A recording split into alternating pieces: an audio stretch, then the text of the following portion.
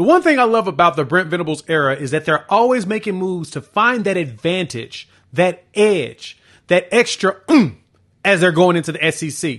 In the most recent announcement, I think it gives them something that a lot of other teams haven't even thought about doing yet.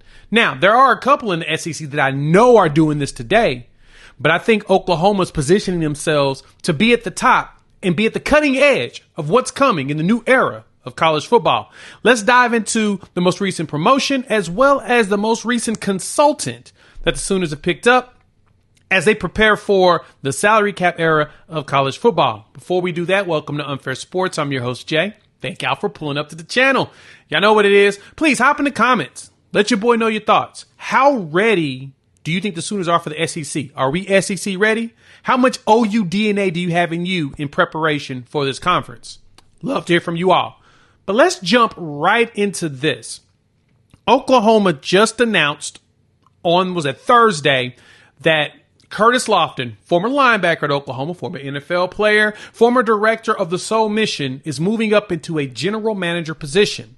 On top of Curtis Loftin doing that, they announced a conversation and working closely with former Philadelphia Eagles Vice President of Football Administration, Jake Rosenberg, as he will consult with the team around salary cap stuff, right? Now, you may be wondering, Jay, what are you talking about salary cap? What the money thing is, right? Well, you know that most recently there was a ruling by the courts that basically declined the appeal of the NCAA that the students cannot be labeled as employees. Now, that's going to be another video and another deep dive and another conversation, because right now, when the NCAA made their settlement, they agreed to not only do back pay for the last 10 years, it's like $2.7 billion. There's going to be more, but they're also allowing schools to allocate up to $22 million of their annual rev to go to pay the players directly. So we are getting into the era of the players being paid for the work that they're putting in, for the money that they're building up for these schools. Now, some people don't like the fact the kids getting paid, think the kids are money hungry, all this jazz. Look, the kids have made zero decisions here. This is the adults trying to find ways to keep money in their pockets. But what Oklahoma decided to do was get ahead of it. We have a GM in Curtis Loftin. So what Curtis Loftin's going to do is generally manage everything. He's going to be overseeing all of it. He's going to be the right-hand man to what Brent Venables is trying to do. And then bringing in a consultant like Jake Rosenberg, who spent, the last 12-something years at the Philadelphia Eagles and was a part of the critical portion of them, in their playoff runs, as well as them winning the Super Bowl, helping manage the cap and understand the monies and who you should allocate funds to here and there. Now, at one point, they tried to pull the super team era where they were going to go in and get all the best players possible and spend all this money. And they realized how that didn't work. Me and my boy John Williams over there at Locked On Sooners talked about this a little bit, but I need to get a little bit more in depth on it, because when I really dug into it, they are really trying to run this like a semi to pro organization. They're recognizing that is where we're headed here in the game. And so as we look at them bringing in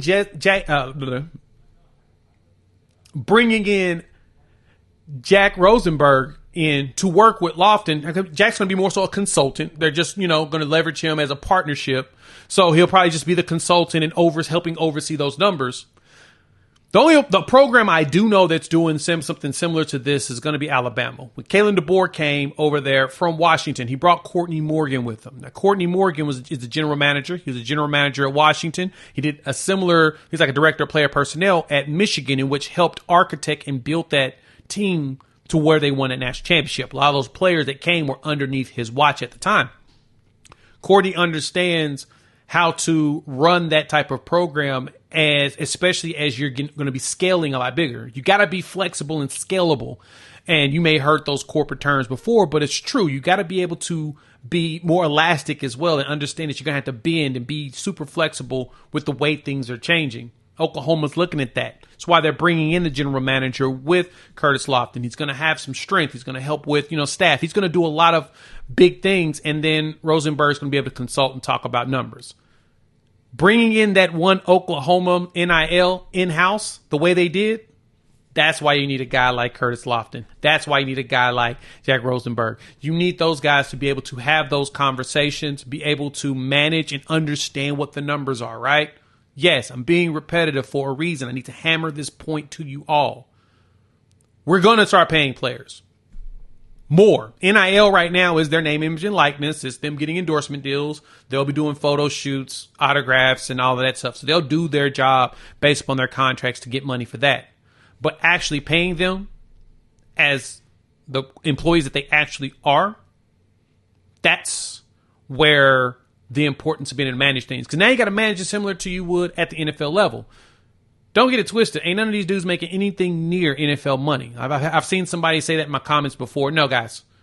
It's only $22 million allowed to be allocated. You throw a little NIL on top of that, at most some of these dudes will make $2, $3, $4 million a year, potentially. That's pennies compared to what they would make if they were starters in the NFL. So what we're doing is recognizing that it's the landscape of the game. People are going to try to outbid others for players. And we're willing to play in the sandbox because we understand if you want to win, you got to get some of the best players, or at least those players that you know can develop into the best. So you got to start paying them. Whoop-de-doo. My feelings hurt? Absolutely not. Y'all know me. If y'all have been around long enough, you know I'm 100% all in on people getting paid for the work they put in. I hate internships.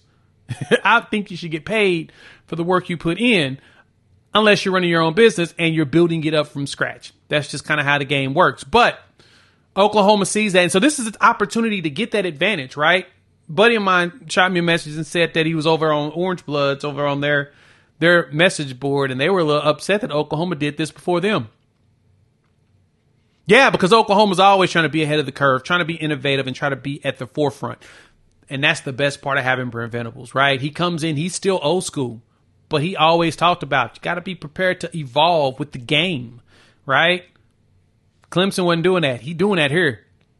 And you're going to start seeing it, right? He has a strategy for getting transfers. He's got a strategy for getting recruits. He has a holistic plan. And I love the fact that he's doing that here.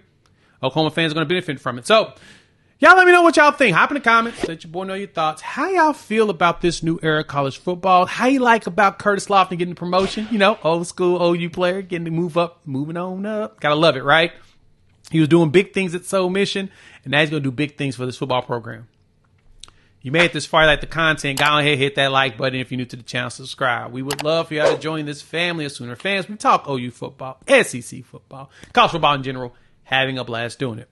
All right, next week, SEC Media Days. Your boy going to be down there. Since I'm going to be down there, I'm going to need y'all to make sure y'all tap in and watch the content. Go check me out over there on Locked On Sooners. We'll have some daily stuff. Me and John will be doing some stuff there. Me and Cooper, of course, will still maintain our lives.